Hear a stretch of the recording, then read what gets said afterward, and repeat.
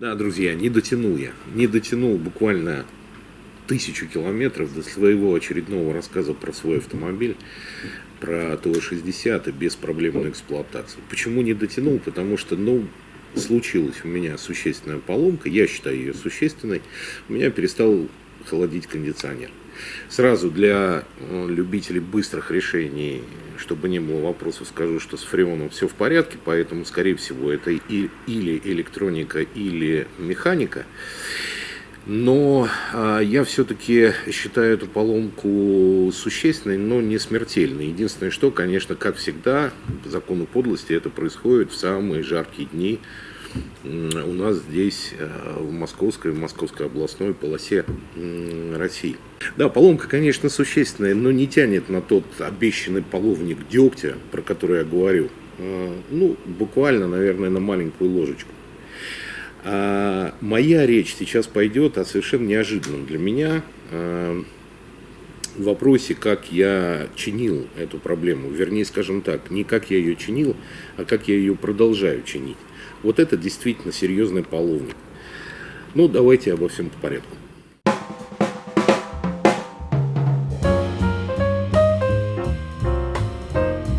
Привет вам, мои дорогие друзья! Сегодня мой внеочередной выпуск про эксплуатацию моего автомобиля Chery Tiggo 8 Pro.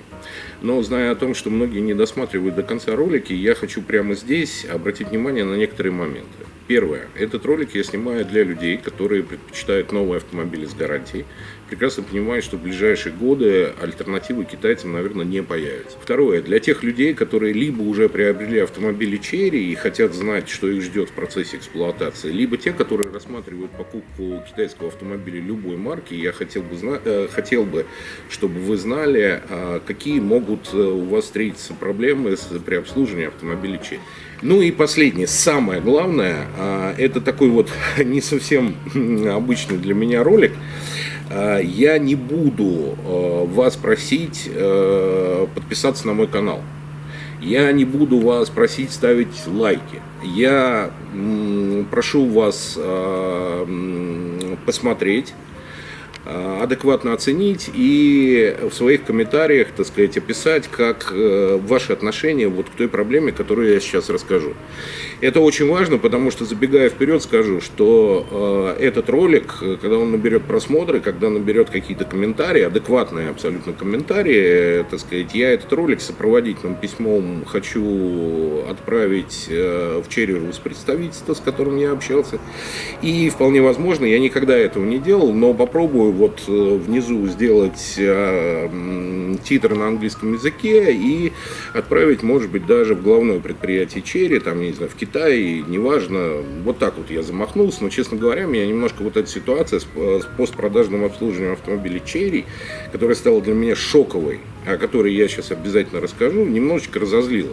Поэтому хочется, как в свое время мне сказал представитель Opel в России, когда у меня тоже возникла проблема с Opel в далекие-далекие года, и с дилерами, он мне сказал: давайте не будем их наказывать ничем, кроме как рублем. Я запомнил эту фразу и, собственно, наверное, этим роликом постараюсь это сделать. Поэтому буду рад вашей помощи, в ваших просмотрах, в ваших комментариях. И если кто-нибудь знает адреса главного предприятия Chery, электронные, естественно, адреса, я буду благодарен, если вы укажете их в комментариях к этому ролику. Что же, теперь наконец-то к моему рассказу. 1 июля 2024 года. Почему я очень хорошо это запомнил? Потому что в этот день начались наши рекордные температурные колебания в Москве, когда устанавливались каждый день новые рекорды. 1 июля я заметил, что у меня перестал холодить кондиционер. То есть все работает, климат работает, все переключается, все нормально, но не дует холодный воздух. По поводу фреона я вам уже сказал, повторяться не буду. Я, конечно, расстроился, потому что в 35 на солнце садишься в машину, которая стояла, тяжеловато без кондиционера. Сразу вспомнил свою молодость на всех этих «Жигулях», «Запорожцах» и так далее. Как-то же жили. Поэтому, собственно, считаю не существенной, но не смертельной эту поломку. То есть машина едет, все отлично работает, все нормально, просто не идет холодный воздух. Думаю, что прекрасно, зная, что так сказать, все это можно починить, автомобиль на гарантии. Я весело звоню в технический центр Кунцево, про который я вам рассказывал, что я там обслуживаюсь, мне все нравится, тем более, что я туда обращался по поводу своего этого датчика парковки, и никаких проблем не было. Я туда звоню, это был, по-моему, 1 июля, это, по-моему, понедельник был, ну, неважно. И звоню весело, говорю, вы знаете, у меня кондиционер здесь сломался, перестал холодить, так наивно. Вы знаете, вот я завтра и послезавтра не могу к вам приехать, давайте я к вам вот в четверг запишусь. Они так спокойненько говорят, да не вопрос, конечно, записывайтесь, но ближайшая дата, которую мы вам можем предложить, это конец июля или начало августа.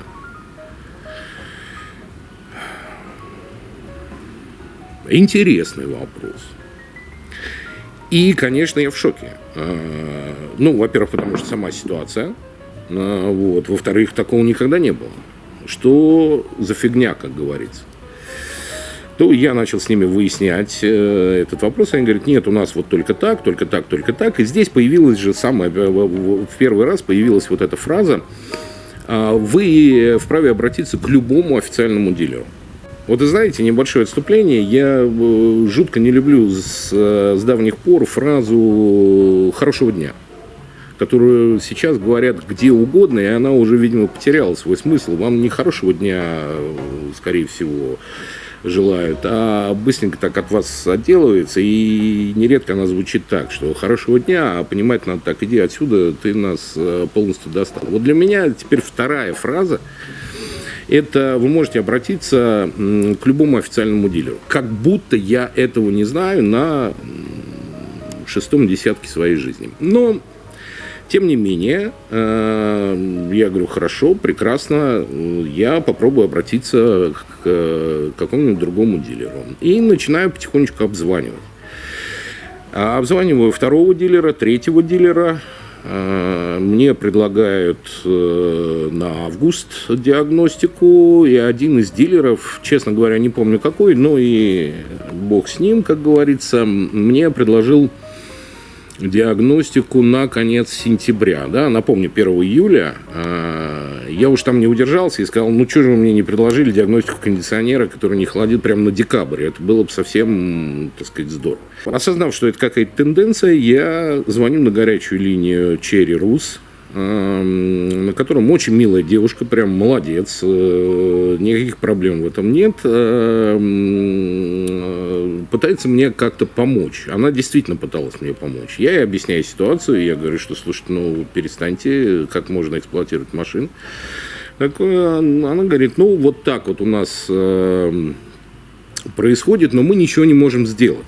Я говорю, подождите секундочку, что значит вы ничего не можете сделать?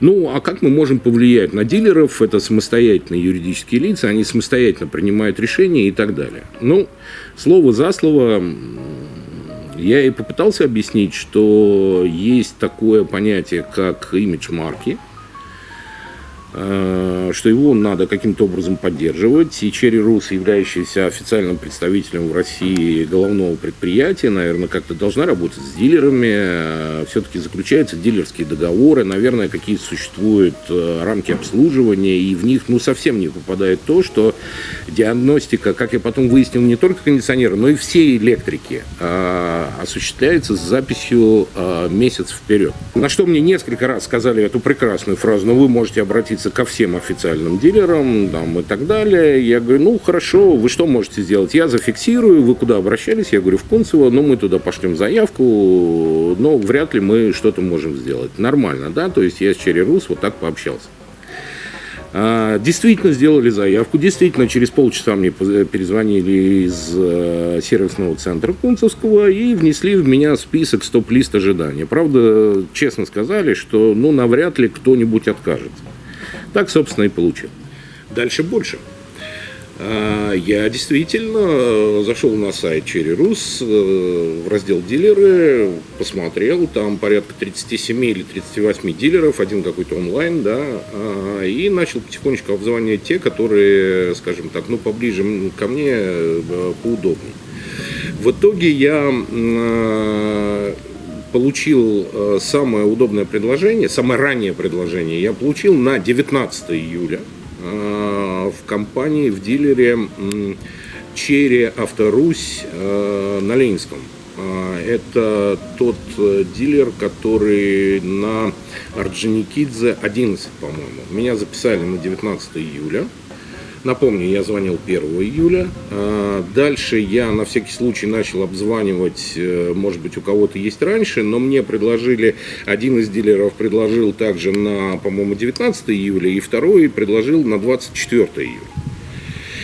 И вот здесь я допустил гигантскую совершенно ошибку, которую, если вы попадете в такую ситуацию, пожалуйста, не допускайте. Да, я не продублировал у другого дилера запись. Мне бы надо было на 19 июля или на 24 записаться к другому. Но, честно говоря, я действительно немножко был в шоке, не понимал, почему такая ситуация. Мне, правда, говорили, что там вот электриков очень много, очень мало электриков-диагностов, да, и чуть ли они не ездят вот по всем этим дилерам. Ну, за что купил, зато продал.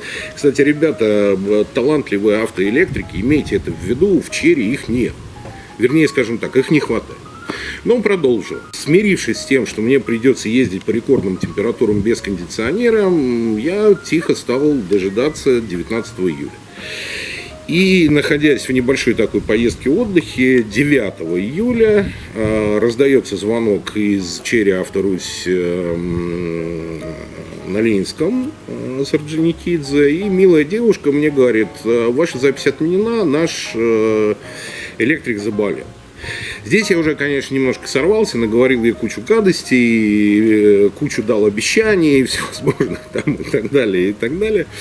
Вот, хотя девушка, ну, совсем ни в чем не виновата, но меня тоже понять можно. Она мне сказала: хорошо, я уточню там что-то, и мы вам обязательно перезвоним. Забегая вперед, скажу, что мне, конечно же, никто не перезвонил. Я специально сейчас снимаю в 20-х числах этот ролик, потому что, ну, тешил себя надеждой, что, может быть, 19 или 18 позвонят, скажут: приезжайте, приезжайте, он выздоровел. Вот при таком отношении верю ли я в то, что действительно заболел электрик? Ну, честно говоря, ну, наверное, нет. Если он действительно заболел, да, то есть мне позвонили 9 июля, и то, что не будет 19 в связи с болезнью, ребят, ну, за 10 дней уже сейчас пневмонию лечат, да, тяжелую. Ну, если он действительно заболел, дай бог ему здоровья, скорейшего выздоровления, так сказать. Но, честно говоря, на меня так пахнуло, знаете, вот 90-ми годами, когда, помните, на мойку заезжаешь, стоишь в очереди, и тут подъезжают различные автомобили, да, которые там записывались с утра, так сказать, немножко отъезжали. Ну, в общем, наверное, вы помните, кто тогда ездил, да, на автомобилях, вот эту ситуацию. То есть у меня осталось такое, скажем так, послевкусие, что меня просто тихо, спокойно подвинули. Ради кого-то там еще, кто попал в такую ситуацию, но немножечко ровнее, чем я. Вот так вот поступил Cherry Auto Rus на Ленинском. Я туда больше не ходок, естественно. Ну и остаюсь я, как говорится, в шляпе, вернее, со шляпой, но без кондиционера. 9 июля я сразу же набираю, вместо того, чтобы отдыхать, сразу же набираю, опять-таки прохожусь по дилерам. В итоге это уже середина августа запись, и только у одного дилера я сумел записаться на 29 июля. Это самая ближайшая дата из всех дилеров была, с 9 на 29, 20 дней. И у одного, уже не повторяя ошибку, на всякий случай записался на 2 августа. Все остальные дилеры за 2 августа. Я специально не говорю о том, к какому дилеру я записался, потому что, ну, ничего плохого и, к сожалению, пока ничего хорошего я сказать не могу. Но я так думаю, что все-таки не поступает от них никаких звонков. Я туда съезжу, ну и, скорее всего, уже расскажу о том, как я чинил, и я очень надеюсь на то, что я починил свой кондиционер уже в ролике про ТУ-60, потому что к тому времени я вот эту 1000 уже отъезжу и, видимо, буду делать одновременно.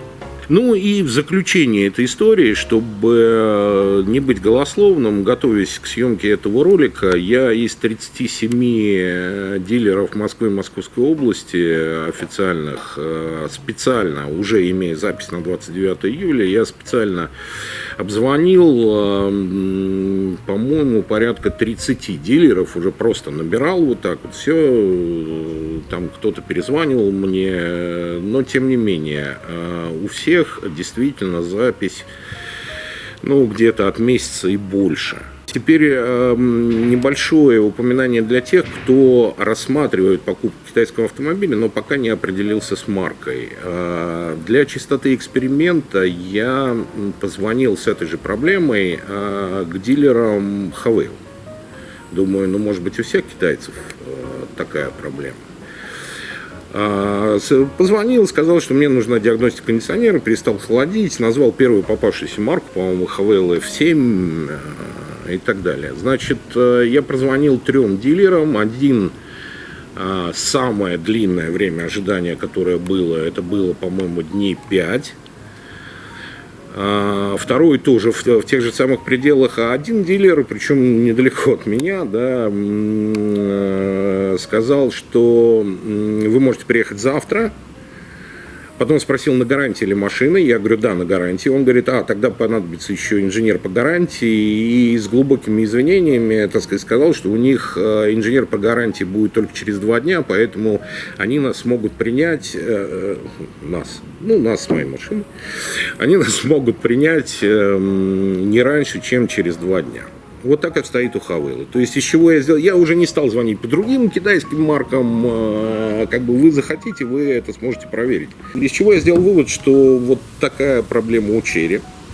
Из чего я сделал вывод, что Chery Rus этой проблемой не занимается. И, насколько мне ответила девушка по телефону, это не в их компетенции. И с дилерами они ничего сделать не могут. Ну, а теперь небольшие выводы. Что в итоге? В итоге просто обидно, что вопрос с постпродажным и гарантийным обслуживанием ставит крест на удовольствие от владения вот лично мной, лично вот этим автомобилем. Я повторюсь, он мне очень нравится. И в дальнейшем вполне возможно, что покупая новый автомобиль, то есть меня, я в первую очередь, наверное, рассматривал бы автомобиль Chery.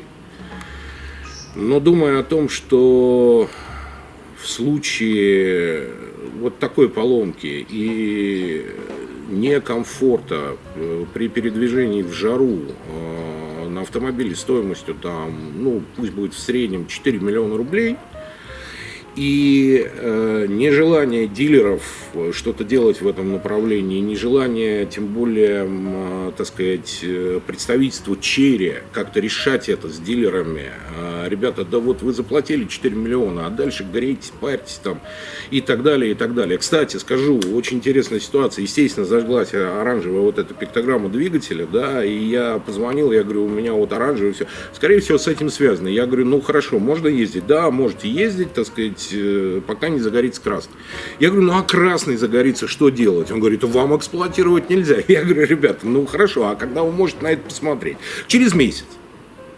То есть, понимаете, мы покупаем автомобиль за 4 миллиона рублей в среднем, да, и, так сказать, который на гарантии, у вас загорается красная лампочка, вы не можете ездить, а вам его починить через месяц.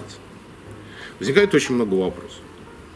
Тем более, что, по сути это дело, все вот эти вот китайские автомобили многочисленных марок, они практически везде одинаковые, да, то есть, ну, какая-то там, так сказать, разница во внешнем виде, там, чем, ну, по сути дела, они все одинаковые. Я так думаю, что китайцам, наверное, стоило бы обратить внимание на имидж марки и его каким-то образом поддерживать, потому что вот я, как человек, эксплуатирующий уже 3 года автомобиль Chery, который, повторюсь, мне интересен, и я бы, может быть, поменял бы, так сказать, на эту же марку. После того, что со мной случилось и о чем я сегодня вам рассказал, Ну, не знаю, вопрос, будет ли мой следующий автомобиль Черри или, может быть, какой-то другой. В общем, смысл вот моего послания, которое я готовлю, да, и про которое я сказал, вы поняли. Поэтому, ребята, извините в первую очередь за очень длинный ролик только со словами. Во-вторых, те, кто действительно, так сказать, понимает, что ездить надо на китайских автомобилях, хочет что-то сделать, я понимаю, что ну что я один, соответственно, при их оборотах там и так далее. Ну, в конце концов, мои ролики про машины набирают от 1000 и до 5000 просмотров, а это уже, скажем так, немало. Если вы согласны со мной, если не согласны, пожалуйста, комментарии. Еще раз говорю, не надо подписываться. Нет, хотите, конечно, да, но не прошу я вас об этом. Я не прошу вас никаких лайков, ничего. Просмотры и, по возможности, комментарии. Только аргументированные, нормальные, спокойные. И тогда я обещаю, что вот этот ролик я возьму, небольшое сопроводительное письмо и постараюсь разослать где. Ну, в конце концов, что-то же с этим делать надо. Ну, просто обидно. Спасибо вам большое. Ни гвоздя, ни жезла. Пока.